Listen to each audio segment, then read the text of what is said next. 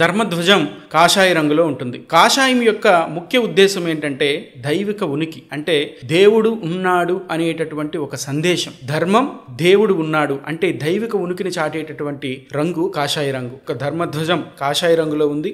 ధర్మో రక్షిత, ధర్మాన్ని రక్షించినట్లయితే ఆ ధర్మమే మనల్ని రక్షిస్తుంది అని గుర్తు చేసేటటువంటి రంగు కాషాయ రంగు. అలాగే ఈ జెండాలో ఉపయోగించినటువంటి ఇంకొక రంగు కుంకుమ రంగు, త్యాగానికి గుర్తుగా ఉంటుంది. అలాగే స్వచ్ఛతకు అంటే ప్యూరిటీని, తపస్సుకి చిహ్నంగా ఈ కుంకుమ రంగుని మన సనాతన ధర్మ వారసులందరూ కూడా భావిస్తారు. సూర్యుని యొక్క చిహ్నం శక్తిని, తేజస్సును చూపిస్తుంది. సూర్యుడు ఏ విధంగా అయితే ప్రజ్వలిస్తున్నాడో, ఆయన యొక్క తేజస్సు ఏ విధంగా ఉందో, ఆ రామరాజ్యం యొక్క తేజస్సు కూడా, శక్తి కూడా ఈ భూమిపై వర్ధిల్లింది అని చెప్పడానికి శ్రీరామచంద్ర ప్రభువు సూర్యవంశ సంభూతుడు, సూర్యవంశంలో జన్మించినటువంటి క్షత్రియుడు. ఆ విధంగా కూడా మనం సూర్యుని యొక్క చిహ్నాన్ని ఆ ధర్మధ్వజంపై చూడొచ్చు.